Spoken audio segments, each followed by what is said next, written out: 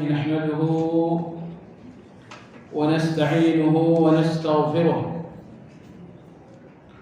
ونعوذ بالله من شرور أنفسنا ومن سيئات أعمالنا من يهد الله فلا مضل له ومن يضلل فلا هادي له وأشهد أن لا إله إلا الله وحده لا شريك له وأشهد أن محمدا عبده ورسوله لا نبي بعده اللهم صل وسلم على محمد وعلى آله وأصحابه ومن اهتدى بهديه واستنى بسنته إلى يوم الدين. يا أيها الذين آمنوا اتقوا الله حق تقاته ولا تموتن إلا وأنتم مسلمون. Kaum muslimin wal muslimat rahimakumullah. Alhamdulillah kita telah berada di bagian akhir dari Ramadan tahun ini. Segala sesuatunya bagian akhir adalah yang terbaik. Kesungguhan di awal Ramadan sangat baik, tapi kesungguhan di akhir Ramadan jauh lebih baik. Mudah-mudahan di akhir Ramadan ini kesungguhan kita tidak pudar, tidak melemah dan tidak berkurang, tapi sebaliknya semakin naik dan semakin meninggi. Lebih dari itu, semoga ibadah-ibadah Ramadan kita diterima oleh Allah Subhanahu wa taala untuk nanti menjadi ampunan dan menjadi pembuka pintu-pintu surga insyaallah taala. Berarti kita untuk pekan besok akan berlebaran. Insyaallah kita akan libur, dan untuk memulai kajian kembali jamaah bisa mengikuti perkembangan kapan mulai melalui broadcast yang ada. Baiklah, kajian sirah pada hari ini adalah tentang seorang sahabat yang bernama Jabir bin Abdullah radhiyallahu taala. Jabir bin Abdullah menarik untuk dibicarakan karena jejak-jejak ilmiah beliau yang sangat luar biasa, seperti nanti akan kita lihat. Baiklah, kedua orang tuanya. Orang tua dari Jabir bin Abdullah pertama adalah ayahnya Abdullah bin Haram, dan ibunya adalah Nusaybah. Sebagian ahli sejarah menyebutkan namanya adalah Unaisah. Tapi sejauh referensi yang kita baca, lebih banyak menguatkan nama ibunda dari Jabir adalah Nusaybah radhiyallahu taala anha. Jabir radhiyallahu anhu termasuk sahabat dari kalangan Ansar, dan beliau adalah suku Khazraj. Kalau kita beberapa pertemuan lalu mengkaji Sa'ad bin Mu'adz, seorang ahli Madinah, seorang Ansar dari suku Aus. Nah, Jabir bin Abdullah ini seorang Ansar juga, tapi dari suku Khazraj. Mengenai kelahiran beliau, Jabir bin Abdullah radhiyallahu anhu lahir 16 tahun sebelum Nabi hijrah ke kota Madinah. Jadi kalau Nabi kita hijrah di usia 53 tahun dan beliau lahir 16 tahun sebelumnya, berarti beliau lahir ketika Nabi kita berusia 37 tahun. yang artinya 3 tahun sebelum Nabi kita diangkat menjadi Rasul, lahirlah Jabir bin Abdullah radhiyallahu anhu dari pasangan Abdullah bin Haram dan Nusaybah radhiyallahu taala anhu. Islamu Jabir bin Abdullah radhiyallahu anhu masuk dalam kategori sahabat as-sabiqun al-awwal. Sahabat-sahabat yang tercepat masuk Islam. Karena dia telah masuk Islam sebelum Nabi kita hijrah ke kota Madinah. Anda tahu jamaah sekalian, muqaddimah hijrah Rasulullah ke kota Madinah adalah ketika di musim haji sejumlah orang-orang Madinah berbaiat kepada Nabi di satu lokasi yang bernama Aqabah. Aqabah itu adanya di Mina. Jadi di Mina ada 3 jumrah, jumrah ula, jumrah wusta, jumrah Aqabah. Jumrah yang lebih dekat dengan Mekah dinamakan Aqabah. Nah, di kawasan itulah dulu orang-orang Madinah berjanji setia untuk menyambut Nabi alaihi salatu wassalam di Madinah, juga untuk membela beliau dalam perjuangan. Bai'atul Aqabah ini berlangsung 2 kali. Tahun pertama Bai'atul Aqabah diikuti 12 orang penduduk Madinah, dan perjanjian Aqabah yang kedua lebih banyak, diikuti 70 orang. Nah, pada saat bai'ah atau perjanjian Aqabah yang kedua, Jabir bin Abdullah radhiyallahu anhu ikut. Situlah beliau masuk Islam. Nah, hal ini menunjukkan bahwa beliau adalah termasuk sahabat dari as-sabiqun al-awwalun. Jamaah sekalian, tentu sahabat yang paling mulia secara kelompok bukan secara personal adalah sahabat-sahabat dalam kelompok as-sabiqun al-awwalun. Dan tentu kalau yang paling mulia dalam bentuk personal, yang paling mulia adalah Abu Bakar radhiyallahu anhu. Nah, sahabat-sahabat as-sabiqun al-awwalun memiliki kemuliaan yang lebih karena masuk Islam saat itu sebuah risiko, sebuah perjuangan. Karena kehadiran Islam saat itu dimusuhi oleh banyak orang, maka tidak heran kalau mereka-mereka as-sabiqun al-awwalun rata-rata mengalami intimidasi fisik dan non-fisik dalam menerima Islam. Nah, sehingga tanpa keberanian tidak ada orang yang masuk Islam dalam kelompok as-sabiqun al-awwalun. Sekarang masuk Islam nyaris tidak ada risiko, apalagi di negara-negara Islam seperti Indonesia. Tapi dahulu di zaman Rasulullah SAW menerima Islam, masuk Islam butuh satu keberanian. Tantangannya bukan sekedar pecah pekerjaan, tapi lebih dari itu adalah soal nyawa dan keselamatan. Jemaah sekalian, ada seorang yang sangat malang dalam hal ini, seorang laki-laki dari Yaman bernama Abdullah bin Usaidah. Abdullah bin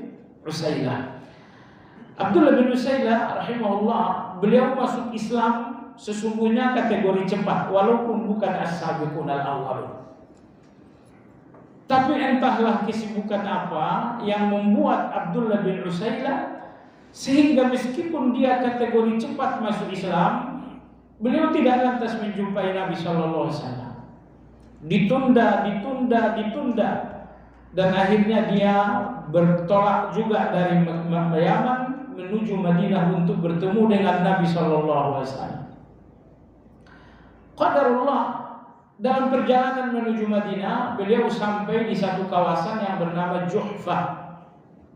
Kalau Anda pergi umrah, Juhfah itu antara Mekah dan Madinah, kurang lebih 100 sekian kilometer dari Mekah.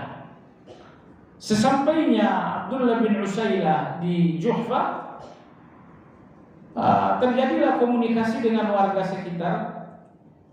Orang-orang bertanya, Anda, saya orang Yaman, mau kemana? Oh, saya mau ke Madinah. Ada apa tujuan di Madinah? Beliau mengatakan, saya ingin berjumpa dengan Nabi Sallallahu Alaihi Wasallam. Mereka mengatakan, beliau telah wafat 5 hari yang lalu. Jadi Anda lihat, seandainya Abdullah bin Usailah lebih cepat minimal 5 hari atau 6 hari, niscaya beliau menjadi seorang sahabat. Niscaya beliau dipanggil Abdullah bin Usailah radhiyallahu anhu. Tapi karena terlambat, padahal keterlambatannya cuma 5 hari saja, beliau tidak sempat ketemu dengan Nabi SAW, sehingga keterlambatan 5 hari ini membuat beliau gagal menjadi sahabat. Beliau hanya seorang tabi'in, sehingga beliau pun hanya dijuluki dengan rahimahullah, bukan radhiyallahu anhu. Tentu soal radhiyallahu atau rahimahullah ini soal yang tidak terlalu mengikat.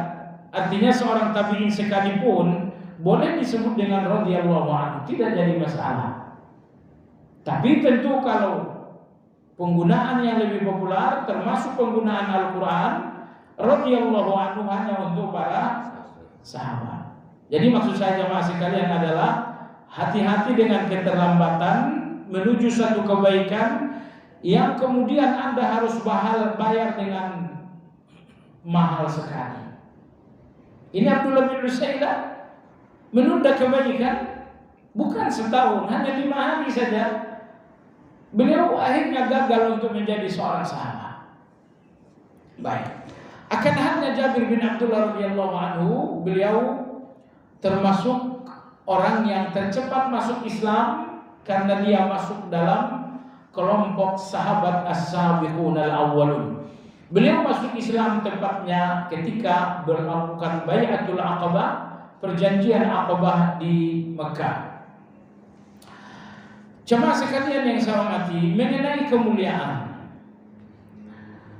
kemuliaan yang paling menonjol dari seorang Jabir bin Abdullah, bahwa pertanyaan beliau kepada Nabi SAW suatu hari itu beliau sedang sakit yang tergolong parah, yang membuat Jabir bin Abdullah radhiyallahu anhu hilang kesadaran. Nabi kita SAW datang menjenguk, lalu Nabi SAW berwudu. Beliau berwudu dan air wudu beliau kemudian ditampung. Air wudu Nabi SAW yang ditampung kemudian dipercikkan ke tubuh Jabir bin Abdullah yang saat itu sedang pingsan. Hasil Jabir radhiyallahu anhu kemudian sadar. Sewaktu beliau sadar, beliau mengatakan, ya Rasulullah, aku tidak punya anak. Bagaimana pembagian waris harta yang kumiliki? Ini yang dinamakan dengan waris kalalah. Waris kalalah, seseorang wafat, sudah tidak ada orang tua lagi sebagai ahli waris, juga tidak ada anak-anak lagi sebagai ahli waris. Sehingga yang menjadi waris adalah saudara dan saudari. Nah, kondisi waris seperti ini dalam bahasa Al-Quran dinamakan kalalah. Nah, sebelumnya belum ada kasus kalalah ini, maka Jabir bertanya kepada Nabi SAW di celah-celah beliau sakit ketika setelah sadar tadi, ya Rasulullah, aku tidak punya anak, orang tuaku pun sudah wafat, ahli warisku hanya saudari-saudariku, semuanya pun perempuan. Bagaimana pembagian ahli waris ini ya Rasulullah? Nabi kita Shallallahu Alaihi Wasallam tidak memberikan jawaban. Dan akhirnya turunlah ayat terakhir dalam surat An-Nisa, yaitu ayat 176. Ternyata ayat terakhir surat An-Nisa 176, sababun nuzulnya adalah pertanyaan Jabir radhiyallahu anhu kepada Nabi SAW. Sebagian riwayat menyebutkan ayat itu turun karena pertanyaan Hudzaifah, tapi komentar atau pendapat yang kedua ini pendapat yang lemah. Kenapa? Karena pendapat yang pertama, bahwa ayat itu turun dengan sebab pertanyaan Jabir, ini langsung diriwayatkan oleh Imam Bukhari dan Imam Muslim. Allah Subhanahu wa taala berfirman, "Yastaftunaka qulillahu yuftikum fil kalalah." Wahai Muhammad, mereka minta fatwamu tentang waris. Katakanlah bahwa Allah memberikan kalian fatwa tentang waris kalalah. Ini mru'un halaka laisa lahu waladun wa lahu ukhtun falaha nisfu ma tarak. Apabila seseorang wafat, tidak lagi ada orang tua dan anak, yang ada adalah saudari perempuan satu orang, maka saudari perempuan satu orang tadi mendapatkan setengah dari total harta waris. Wa huwa yarithuha illam yakul laha walad. Dan seorang laki-laki mewarisi saudari perempuannya kalau tidak ada keturunan sebagai asabah. Fa in kanat ithnatayn falahuma thuluthani mimma tarak. Kalau saudari perempuan berjumlah 2 orang atau lebih, maka keduanya mendapatkan 2/3. Kalau 1 orang setengah, kalau 2 orang atau lebih 2/3. Jabir radhiyallahu anhu memiliki adik-adik perempuan sebanyak 9 orang. Dia enggak punya saudara laki-laki, hanya ada saudari perempuan berjumlah 9 orang. Ini pendapat yang lebih kuat. Itu berarti 2/3 dari harta Jabir akan diwarisi oleh adik-adik perempuannya sebanyak 2/3. Wa in kanu ikhwatar rijal wa nisa'an falidzakari mithlu hadzil unthayain. Kalau ternyata yang ditinggalkan ada saudara laki-laki, ada juga saudara perempuan, maka harta dibagi berdasarkan 1 bagi laki-laki sama dengan 2 bagian perempuan. Itulah kurang lebih waris kalalah. Seorang yang wafat, tidak lagi ada orang tua dan tidak pula ada anak-anak, sehingga yang menjadi waris hanya saudara, laki-laki atau perempuan. Ini dinamakan dengan waris kalalah. Nah, inilah kemuliaan terbesar bagi Jabir radhiyallahu an, bahwa pertanyaan beliau langsung dijawab oleh Allah Subhanahu wa taala. Kemudian kemuliaan Jabir radhiyallahu anhu yang kedua adalah jihaduhu, mengenai jihadnya. Tidak mungkin Anda melihat atau membaca sejarah para sahabat, melainkan Anda akan menemukan catatan tentang jihad mereka. Kenapa demikian? Jemaah sekalian, kalau antara Anda dengan Allah hanya ada salat, berarti antara Anda dengan Allah hanya ada pengorbanan waktu dan pengorbanan kesibukan. Kalau Anda menjalankan zakat, berarti hanya ada pengorbanan harta. Kalau Anda berhaji dan berumrah, ada pengorbanan harta, pengorbanan waktu, pengorbanan tenaga, kemudian pengorbanan kesibukan. Dan Anda tidak temukan pengorbanan terbesar seorang hamba untuk Allah kecuali berjihad. Karena di dalam jihad Anda gak cuma mengorbankan harta. Subhanallah, tidak ada orang yang berjihad tanpa mengorbankan harta. Jadi orang-orang yang berjihad, mereka mengorbankan harta, kemudian mereka mengorbankan waktu, mengorbankan kesibukan, mengorbankan anak-anak, mengorbankan istri, dan yang terakhir mengorbankan nyawa sendiri. Maka Nabi kita bersabda, wa dzirwatu sanamihil jihad. Ajaran agama Islam yang paling tinggi adalah jihad. Karena di dalam jihad itu satu-satunya kondisi seorang hamba mempersembahkan pengorbanan terbesar untuk Allah Subhanahu wa taala. Jabir radhiyallahu anhu, beliau mengikuti semua jihad di zaman Nabi sallallahu alaihi wasallam, begitupun setelah Nabi alaihi salatu wasallam wafat. Sebagian ahli sejarah menyatakan Jabir radhiyallahu anhu sepanjang hayat mengikuti jihad sebanyak 21 jihad. Tetapi disayangkan barangkali, walaupun tidak terlalu sayang-sayang sekali, bahwa dari seluruh jihad tersebut 2 jihad terbesar beliau tidak ikut. Jihad pertama adalah perang Badar. Perang Badar yang terjadi di tahun kedua Hijriah. Saat itu usia Jabir radhiyallahu anhu 18 tahun. Ya, 18 tahun kelas 3 SMA. Jabir radhiyallahu anhu tidak ikut dalam perang Badar. Nah, kemudian beliau juga tidak ikut perang berikutnya. Perang yang terjadi 2 minggu setelah perang Badar, yaitu perang Uhud. Nah, 2 jihad besar ini tidak diikuti oleh Jabir radhiyallahu anhu. Tapi jihad setelah itu semuanya diikuti. Beliau ikut dalam perang Tabuk, beliau ikut dalam perang Khandaq, Khaybar, dan selanjutnya. Kenapa beliau tidak ikut? Jemaah sekalian yang saya hormati, Jabir bin Abdullah telah lama kehilangan ibu. Dan ayahnya yang bernama Abdullah bin Haram tidak lagi menikah setelah ibunya wafat. Sehingga tinggal satu rumah, seorang ayah Abdullah bin Haram, lalu seorang anak tertua laki-laki yaitu Jabir, lalu kemudian sebanyak 9 orang anak perempuan yang notabene saudari dari Jabir radhiyallahu anhu.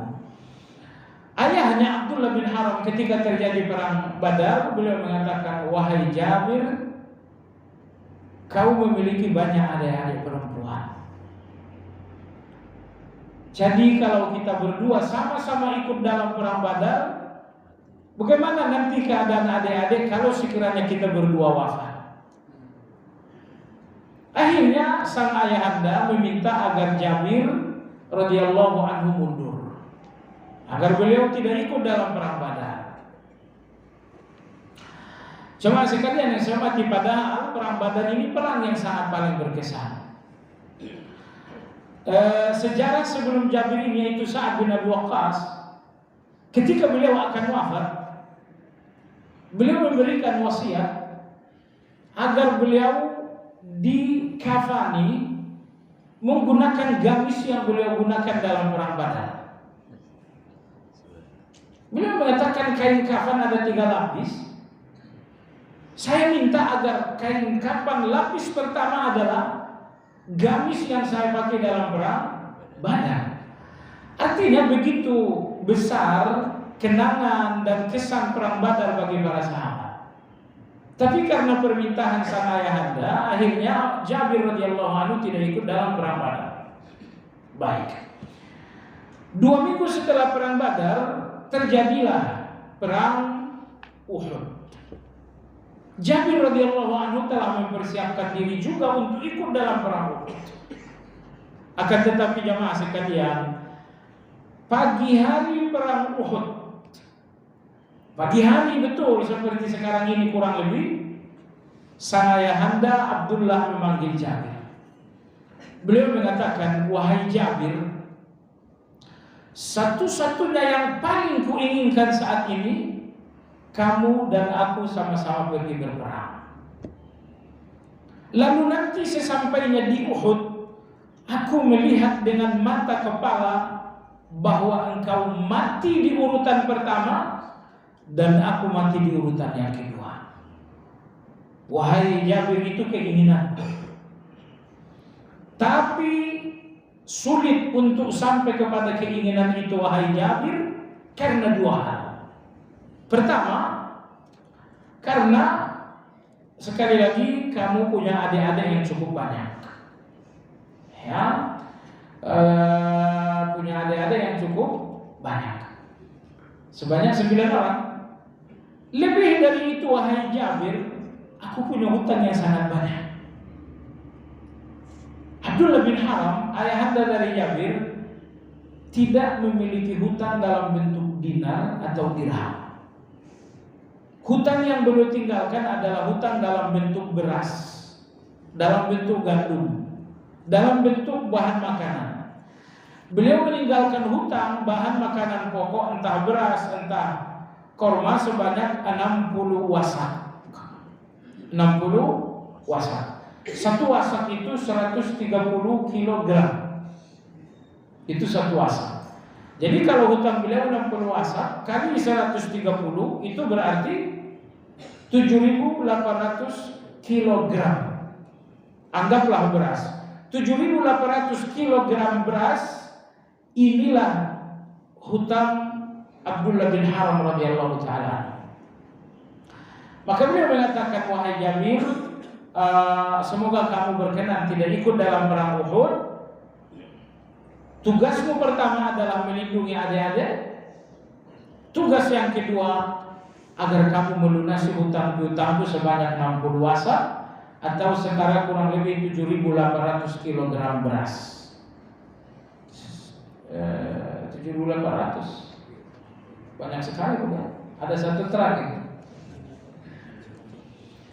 Nah, jamaah sekalian, walhasil Jabir radhiyallahu anhu tidak ikut juga dalam perang, tidak ikut dalam perang.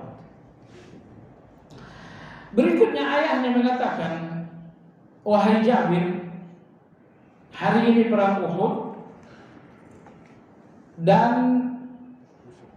ayah merasakan, kata beliau, yang pertama kali tewas hari ini adalah saya. Maka setelah nanti saya wafat, segera lunasi hutang-hutang. Jemaah sekalian yang saya hormati, perang Uhud pun berkecamuk, dan seperti firasat Abdullah bin Haram, yang pertama kali tewas dalam perang Uhud adalah Abdullah bin Haram, ayahanda dari Jabir radhiyallahu anhu. Nah, kelak setelah pertempuran selesai, Jabir radhiyallahu anhu datang ke Uhud untuk melihat jenazah sang ayahanda. Wajahnya ditutupi, karena Anda tahu hampir semua jenazah syuhada Uhud semuanya dimutilasi, termasuk Abdullah bin Haram. Wajahnya ditutup dan tidak boleh dibuka. Nah, ketika Jabir sampai di tempat, sejumlah orang melayang Jabir untuk membuka wajah ayahnya.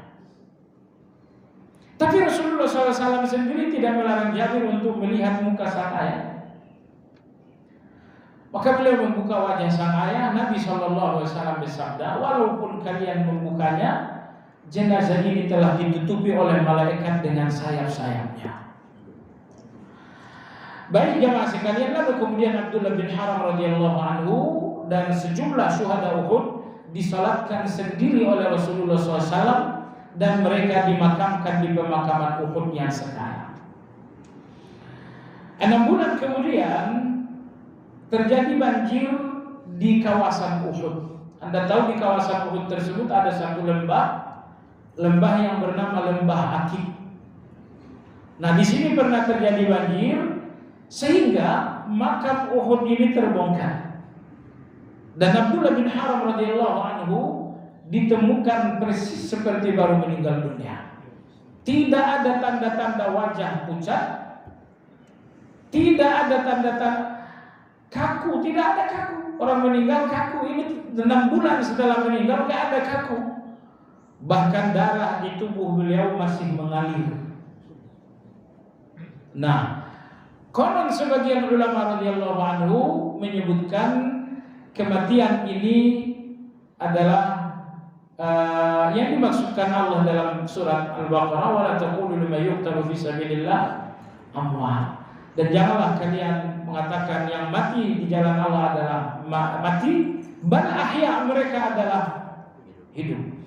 Ayat Al-Baqarah itu yang menegaskan orang-orang mati syahid bukan mati, tapi mereka hidup. Ayat ini oleh sebagian ulama dikatakan diturunkan oleh Allah terkait dengan jenazah Abdullah bin Haram yang terbongkar saat banjir dalam keadaan seperti tidak mati. Baiklah jemaah sekalian yang saya hormati. Nah, kita lihat kemuliaan Jabir yang kedua adalah birrul walid. Bagaimana dia berbakti kepada ayahnya.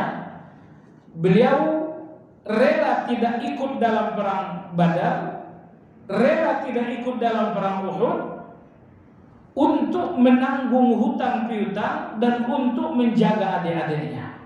Ini sebuah pelajaran tentang berbakti kepada orang tua. Jemaah sekalian yang saya hormati, Jabir bin Abdullah radhiyallahu anhu sangat disayangi oleh Nabi sallallahu alaihi wasallam. Di antara kasih sayang Nabi SAW terhadap Jabir adalah soal hutang piutang ayahandanya. Setelah ayahnya meninggal, perang Uhud sudah selesai. Jabir menjumpai Rasulullah SAW. Ya Rasulullah, ada sejumlah korma di rumah yang bisa sebenarnya aku gunakan untuk mencicil hutang piutang. Karena hutang piutang ayahandanya adalah bahan makanan, saya bisa melunasi, bisa mencicilnya dengan sedikit korma yang ada di rumah. Tetapi semua orang-orang ini, pemilik piutang tersebut, tidak ada yang menerima korma yang ada di rumah karena kormanya sudah korma kering. Ya Rasulullah, nanti kalau sudah saatnya panen korma, tolonglah Rasulullah berkenan ikut dengan aku menjumpai para piutang-piutang itu. Siapa tahu dengan keikutsertaan Anda mereka mau menerima pembayaran hutang dengan korma. Katanya bisa salah pakai. Nah, akhirnya perkebunan milik Jabir radhiyallahu anhu, kebun korma milik beliau kemudian panen. Sewaktu panen maka diundanglah orang-orang pemilik piutang tersebut, salah satunya adalah Yahudi, selebihnya adalah Muslim. Jabir radhiyallahu anhu mengatakan, ya Rasulullah, mohon Anda bicara dengan mereka agar mau menerima pembayaran hutang ayahku dengan korma. Rasulullah SAW pertama kali bicara dengan Yahudi tersebut. Beliau mengatakan, bagaimana kalau Jabir melunasi hutang ayahnya dengan korma yang baru saja panen? Yahudi mengatakan, saya nggak bisa menerima pembayaran dalam bentuk korma. Yahudi ini menolak. Rasulullah Shallallahu Alaihi Wasallam minta kepada Jabir, wahai Jabir, saya capek. Apa kamu tidak ada tikar? Saya ingin tidur. Rasulullah SAW setelah mendapatkan tikar kemudian tidur di bawah pohon korma. Tidak lama beliau kemudian bangun. Beliau memanggil lagi Yahudi itu, seolah-olah beliau tidur untuk memberikan waktu berpikir bagi si Yahudi.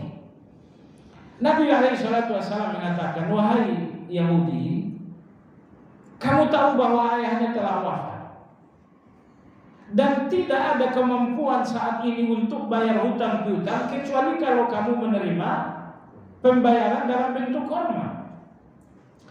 Lagi-lagi untuk kedua kalinya Yahudi ini pun tidak bersedia. Selang berapa lama kemudian Nabi membujuk untuk yang ketiga kalinya.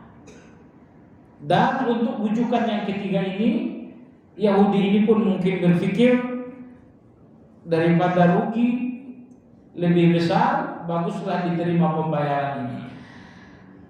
Akhirnya dia menerima pembayaran hutang dengan korma. Begitu juga dengan semua piutang-piutang tadi, semuanya terlunasi dengan panen korma yang saat itu berlangsung.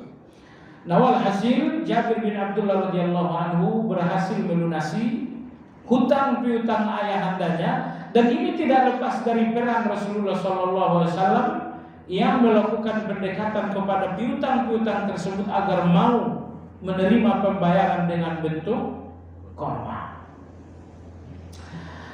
Jamaah sekalian yang saya hormati, bukti lain dari kasih sayang Rasulullah SAW terhadap Jabir,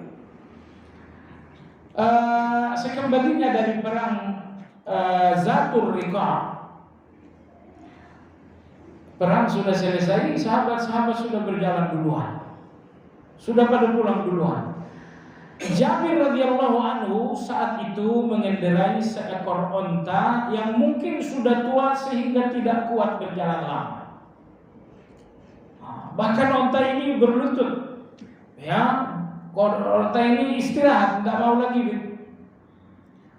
Qadarullah ada yang memanggil, wahai Jabir.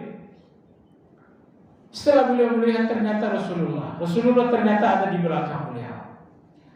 Kata Nabi SAW, wahai Jabir, ada apa dengan untamu? Beliau mengatakan, ya Rasulullah, unta ini tidak mau jalan. Unta ini tidak mau jalan. Entah kecapean, entah ketuaan, yang jelas tidak mau jalan. Nabi SAW kemudian turun dari kendaraan beliau dan beliau memukul unta tersebut, memukul dengan wajar tentu. Nabi mencambuk 2 kali, lalu kata Nabi SAW, wahai Jabir, naiklah. Tapi ini bukan sembarang pukulan ya, ini pukulan mukjizat. Jabir radhiyallahu anhu naik ke unta dan ternyata kali ini unta berjalan dengan cepat. Bahkan Jabir harus melakukan pengereman agar jangan sampai mendahului Nabi Sallallahu Alaihi Wasallam. Subhanallah. Akhirnya dalam perjalanan pulang ke Madinah, Nabi kita berjalan berdampingan dengan Nabi Sallallahu Alaihi Wasallam. Kata Nabi SAW, wahai Jabir, ini onta dijual atau tidak? Jabir mengatakan, ya Rasulullah, saya juga sudah dibuat susah oleh unta ini. Kalau memang ada yang beli, saya mau jual saja. Kata Nabi SAW, kalau begitu saya yang beli. Saya yang beli. Kata Nabi, berapa harganya? Jabir mengatakan, ya Rasulullah, bagaimana kalau harganya 1 uqiyah? Kata Nabi, mahal sekali, tapi tak ada di soalan.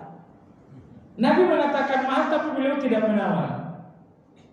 Akhirnya onta tersebut dijual oleh Jabir kepada Nabi ini dalam perjalanan, belum sampai ke Madinah, dengan harga yang telah disepakati sebesar 1 uqiyah. 1 uqiyah itu setara dengan 28,5 gram, anggap 29 gram emas. Jadi kalau 1 gram emas 1 juta 29, berarti harga unta tersebut 29 juta. Nabi mengatakan mahal sekali. Jabir diam, kata Nabi, tapi nggak apa-apa, mahal pun saya bayar, kata Nabi SAW. Jemaah sekalian yang saya hormati, sesudah itu Jabir radhiyallahu anhu turun. Ya Rasulullah, kalau Anda sudah sepakat dengan harga 1 uqiyah, berarti onta ini sekarang milik Anda, ambillah, saya biar jalan kaki saja. Kata Nabi SAW, tidak. Walaupun aku sudah membayar, silahkan naik. Ini artinya boleh melakukan jual beli bersyarat sepanjang syarat itu tidak merugikan kedua belah pihak. Seolah-olah Jabir menjual onta, tapi dengan syarat dia tetap mengendarainya sampai ke Madinah. Tapi syarat tersebut tidak merugikan pihak pembeli. Baiklah, onta telah terjual, mereka dalam perjalanan ke Madinah. Rasulullah SAW bertanya, wahai Jabir, ini masih dalam perjalanan. Nabi bertanya lagi yang kedua, wahai Jabir, kamu sudah menikah belum? Jabir mengatakan, ya Rasulullah, saya sudah menikah.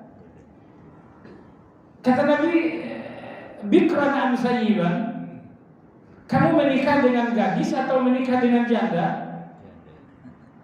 Jabir radhiyallahu anhu mengatakan, aku menikah dengan janda ya Rasulullah. Kata Nabi SAW, halla bikran, kenapa tidak menikah dengan anak gadis saja? Tula'ibuka wa tula'ibuha, sehingga dia bercanda denganmu dan kamu bercanda dengannya. Jadi seolah-olah Nabi kita mengatakan, kamu kalau nikah dengan janda itu gak suka bercanda. Janda itu sukanya serius aja. Tapi kalau kamu menikah dengan anak gadis, ada canda, ada tawa. Artinya Nabi menginginkan ada canda antara suami dan istri. Dan Nabi kita memang bercanda dengan istri-istrinya. Maka Nabi mengatakan, kenapa enggak menikah dengan gadis saja wahai Jabir? engkau dapatkan candanya dan suasana di rumahmu kemudian lebih meriah. Jabir radhiyallahu anhu memberikan alasan, ya Rasulullah, ayahku wafat meninggalkan adik-adik yang sangat banyak, mencapai 9 orang. Kalau aku menikah dengan seorang gadis, saya merasa pernikahan itu hanya untukku. Dan yang terpenting untukku adalah menikah untuk adik-adikku. Saya ingin seorang perempuan yang bisa mengurus makan mereka, yang mau menyisir rambut mereka. Makanya saya memilih janda. Nabi SAW mengatakan bahir-bahir. Kata Nabi, Masya Allah, Nabi memuji Sallallahu Alaihi Wasallam. Jadi coba lihat ini, Jabir seorang bujangan, dia bukan seorang duda, seorang bujangan memilih untuk menikahi seorang janda. Kenapa? Karena dia lebih menginginkan wanita menjadi ibu bagi adik-adiknya ketimbang menjadi istri bagi dirinya. Faham tidak? Kenapa memilih janda? Saya menginginkan janda untuk ibu bagi adik-adikku, walaupun aku akan rugi untuk menjadikannya sebagai istri. Ini tentu kebesaran jiwa seorang Jabir radhiyallahu anhu. Akhirnya obrolan sampailah Rasulullah di Madinah bersama Jabir. Kapan mereka obrolan ini, perjalanan ini berlangsung di malam hari.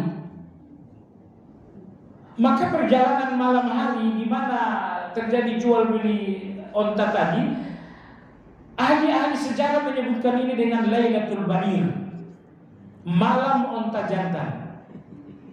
Kenapa? Karena dalam perjalanan malam itulah Jabir menjual onta jantan miliknya kepada Nabi SAW. Nah, sesampainya di Madinah, Rasulullah SAW mengatakan, wahai Jabir, pulanglah ke rumahmu tapi nggak usah tergesa-gesa, pelan-pelan saja. Kenapa? Karena ini suasananya malam, adik-adik semua tidur, istrimu tidur. Kalau kau terlalu tergesa-gesa, karena begitu hampir mendekati Madinah, Jabir ini nggak bisa lagi menahan diri. Dia ibarat kata main tancap gas. Kata Nabi SAW, wahai Jabir, pelan-pelan. Namanya juga anak muda gitu ya, mau ketemu dengan istri malam pula. Dia tak bisa menyembunyikan rasa buru-buru tersebut. Kata Nabi, wahai Jabir, pelan-pelan, jangan buru-buru. Istri lagi tidur, adik-adik juga lagi tidur. Akhirnya Jabir radhiyallahu anhu mengatakan, ya Rasulullah, kapan aku serahkan kudanya unta ini? Kata Nabi, besok pagi saja. Akhirnya Jabir kembali ke rumah, beliau tidur, bla bla bla, dan pagi hari setelah selesai subuh sebelum matahari terbenam, Jabir radhiyallahu anhu pergi ke masjid sesuai dengan janji untuk menyerahkan unta. Sampai di masjid, Nabi Jabir mengikat unta dan Rasulullah telah duduk menunggu Jabir di pintu masjid. Assalamualaikum, waalaikumsalam. Rasulullah mengatakan, wahai Jabir, sholatlah 2 rakaat. Nah, hal ini menunjukkan boleh melakukan salat sunnatul tahiyatul masjid walaupun di waktu hari. Anda tahu antara subuh dan matahari terbenam nggak boleh melakukan salat. Tapi ternyata tahiyatul masjid dibenarkan. Kata Nabi SAW, wahai Jabir, sholatlah dulu 2 rakaat. Jabir sholat 2 rakaat dan Nabi memanggil Bilal. Kata Nabi, wahai Bilal, kamu ke rumah, tolong kamu timbang emas sebesar 1 uqiyah, 29 gram, untuk bayar unta ini. Tapi jangan terlalu pas 29 gram, kamu lebihkan beberapa gram. Bilal mengatakan, baik ya Rasulullah. Entah berapa lebihnya kita juga nggak tahu. Intinya Nabi mengatakan harganya 29 gram, tapi siapkan lebih dari itu. Bilal radhiyallahu anhu mengukur emas 1 uqiyah, lebih 1 uqiyah untuk membayar unta. Akhirnya Jabir selesai sholat dan uang pembayaran pun sudah selesai. Nabi menyerahkan, kata Nabi SAW, wahai Jabir, ini satu ukiah lebih untuk bayar unta. Kata Jabir, saya terima ya Rasulullah. Kata Nabi SAW, tapi unta ini sekarang karena sudah milikku, aku hibahkan lagi kepada kamu. Jadi akhirnya dijual dan Nabi membayar. Kata Nabi, unta sekarang milikku bukan? Iya. Saya berhak melakukan apapun, maka sekarang unta ini saya hibahkan buat kamu. Akhirnya Jabir kembali tetap dengan bawa unta dan kembali dengan membawa uang sebesar lebih dari 29 gram emas. Kenapa Nabi melakukan hal itu? Jemaah sekalian, karena Nabi SAW terus terang sangat kasihan dengan Jabir yang harus menanggung kehidupan sebanyak 9 orang adik-adik perempuannya. Nah, di sini Anda coba lihat betapa Nabi kita melakukan satu sikap yang sangat indah. Bisa aja Nabi memberikan uang satu ukiah tanpa proses jual beli itu. Nabi mengatakan misalnya, wahai Jabir, nanti datang ke masjid. Sampai di masjid Nabi berikan uang, bisa aja. Tapi Nabi kita SAW melakukan jual beli dulu, lalu kemudian baru beliau melakukan hibah. Kenapa tidak langsung saja? Jemaah sekalian, Nabi kita SAW menghormati harga diri seseorang. Sekiranya Nabi langsung memberikan uang, niscaya uang 29 gram ini, uang apa ini? Uang pemberian. Kalau bahasa kitanya, ya ini uang boleh dikasih sama orang. Nah, dan Nabi SAW melindungi harga diri Jabir radhiyallahu anhu. Maka Nabi mengajak Jabir untuk jual beli dulu, sehingga uang 29 gram ini bukan uang pemberian, tetapi uang jual beli. Dan tentu ini lebih bagus untuk melindungi harga diri Jabir radhiyallahu anhu. Subhanallah, coba lihat Rasulullah. Coba lihat bagaimana Nabi memberi, tapi dengan cara yang sangat indah sekali, sehingga Jabir tidak, kehormatan Jabir, harga diri Jabir sedikit pun tidak tergores karena menerima pemberian tersebut. Baik jemaah sekalian, akhirnya Jabir radhiyallahu anhu kembali membawa kendaraan dan dengan uang sebesar 29 gram atau lebih. Jemaah sekalian, sebagai penutup, apa yang menarik dari Jabir? Yang paling menonjol dari Jabir adalah ilmu. Setelah Nabi SAW wafat, beliau berjihad. Namun di akhir hayat, di usia tua, Allah memberikan usia yang panjang terhadap Jabir. Beliau wafat di usia 94 tahun. Di akhir usia, qadarullah, Jabir ini mengalami kebutaan. Beliau mengalami kebutaan. Dan dengan kondisi buta itu, maka Jabir menghabiskan sisa usia di Masjid Nabawi untuk mengajarkan hadis-hadis Nabi SAW. Karena beliau termasuk sahabat yang banyak meriwayatkan hadis. Hadis dalam riwayat beliau mencapai 1540 hadis. 200 hadis diantaranya diriwayatkan bersama-sama Imam Bukhari dan Imam Muslim. Nah, sehingga beliau di akhir hayatnya banyak meriwayatkan hadis, banyak memberikan fatwa. Imam Zahabi rahimahullah ketika menulis kehidupan Jabir, beliau mengatakan beliau adalah seorang imam, beliau adalah seorang ahli ijtihad, beliau adalah seorang al-hafiz dalam hadis. Kenapa? Karena beliau memang hafal hadis sangat banyak dan beliau juga aktif memberikan fatwa-fatwa di masjid. Nah, coba sekalian, satu lagi, ada satu hadis yang sangat unik dalam riwayat Jabir bin Abdullah, yaitu hadis qisas, hadis pembalasan pada hari kiamat. Jabir mendengar ada satu hadis ini sebelum beliau mengalami buta.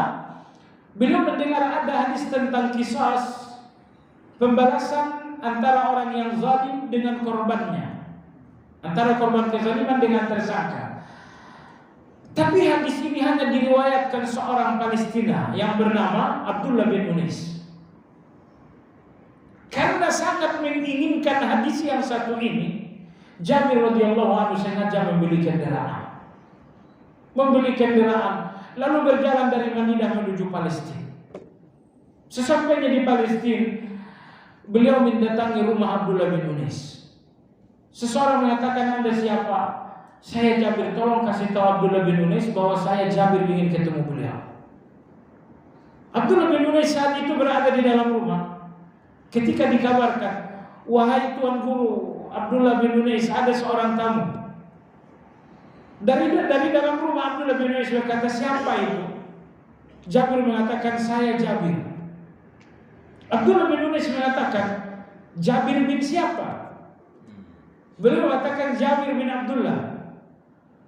Mendengar yang datang Jabir bin Abdullah, maha guru Madinah, Abdullah bin Unais radhiyallahu anhu keluar dari rumah berjalan cepat sampai hampir jatuh karena dia menginjak kain.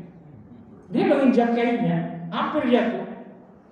Langsung dia menghempaskan tubuh dalam pelukan Jabir bin Abdullah radhiyallahu anhu. Pertemuan yang sangat luar biasa. Akhirnya Jabir mengatakan, "Abdullah bin Unais, saya datang hanya untuk mengambil satu hadis. Saya dengar kamu meriwayatkan hadis tentang kisah pada hari kiamat. Tolong sampaikan. Saya khawatir kamu mati, saya mati, hadis ini enggak sampai kepada orang." Abdullah bin Unais mengatakan, Rasulullah bersabda, "Yuhsyarun nas yaumal qiyamati hufatan uratan ghurlan buhma." Nanti pada hari kiamat manusia dibangkitkan dalam keadaan tidak pakai sandal, dalam keadaan telanjang, dalam keadaan tidak ada yang dikhitan. Fayunadillahu bisautin yasma'uhu man ba'da wa man qarub. Lalu kemudian Allah berseru dengan suaranya yang terdengar, yang jauh juga terdengar yang dekat. Dalam suara itu kemudian Allah mengatakan, "Tidaklah penghuni surga masuk surga sementara mereka masih terkait kezaliman, dan tidaklah penghuni neraka masuk neraka sementara mereka pun masih terkait dengan kezaliman." Intinya tidak ada penghuni surga masuk surga sebelum kezalimannya dilunasi dengan pembalasan. Begitupun dengan penghuni neraka. Begitu selesai hadis ini selesai disampaikan, Jabir radhiyallahu anhu mengatakan, "Jazakallahu khair, saya pamit, salam, balik ke Madinah." Hanya satu hadis saja. Artinya itu maksimal 10 menit, 1/4 jam. Lalu dia balik ke kota Madinah. Baiklah jemaah sekalian yang saya hormati, ada satu yang terlewatkan. Mukjizat Nabi SAW. Tadi ketika Nabi kita melunasi hutang piutang ayahanda dari Jabir menggunakan korma. Sesungguhnya total korma yang dipanen itu sangat sedikit dan tidak cukup untuk melunasi hutang mencapai 7.800 kilo. Tapi Nabi SAW mengatakan, "Wahai Jabir, biar aku yang mengukurnya." Maka Nabi yang mengukurnya, satu kantong, satu kaleng.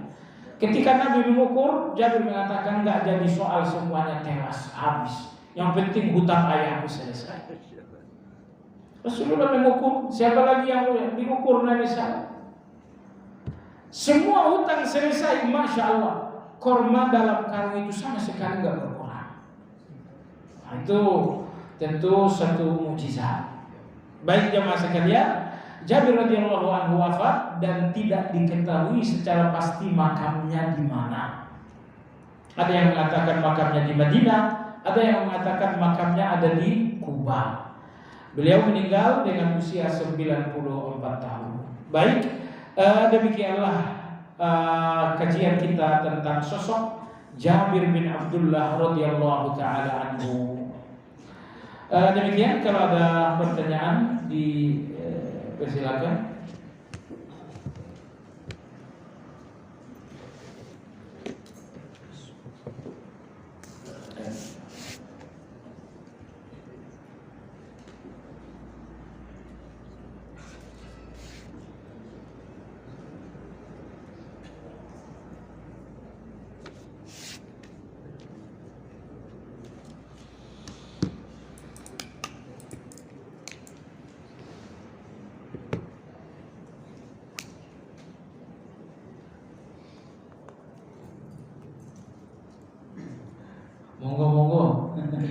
Barakallahu fiik. Assalamualaikum.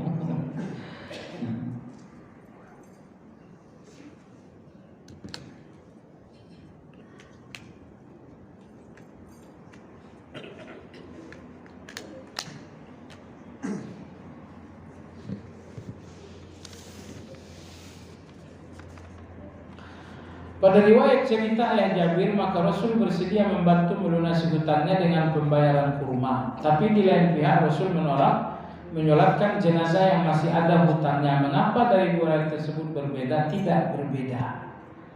Rasulullah mau menyolatkan ayah Jabir karena hutang piutangnya telah ditanggung oleh Jabir. Dan Nabi memang tidak mau menyolatkan orang yang punya hutang sebelum hutangnya ada yang nanggung.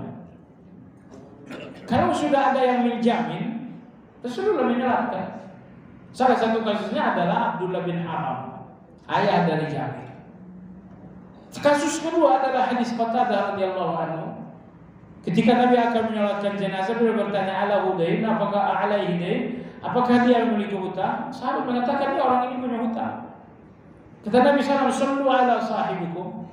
Kalau dia punya hutang, kalian saja yang menyolatkan. Akhirnya Qatadah mengatakan, "Ya Rasulullah, hutangnya saya yang jamin." Setelah itu baru Rasulullah menyolatkan. Muslim yang wafat dengan hutangnya sementara dia tidak punya ahli waris yang tahu bahwa ia punya hutang, apakah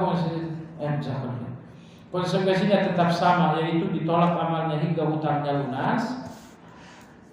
Kalau memang dia tidak punya hutang, kalau dia punya hutang dan tidak ada ahli waris yang membayar karena tidak mampu, maka hutang itu diambil alih negara dan negara membayarnya.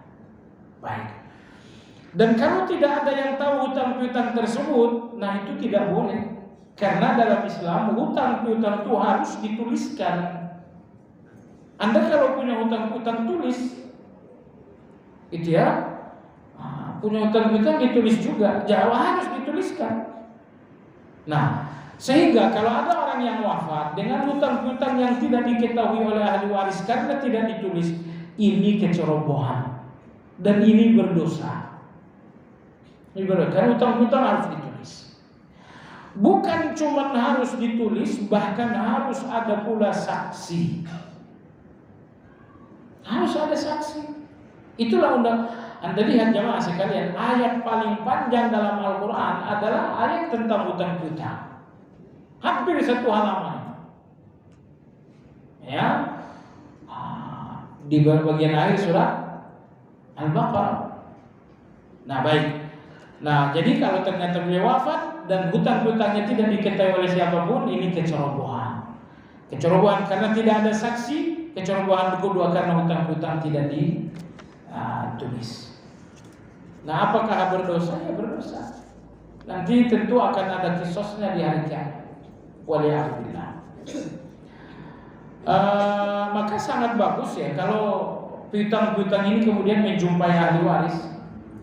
Jangan juga diam. Lakukanlah penagihan. Atau kalau tidak diikhlaskan saja.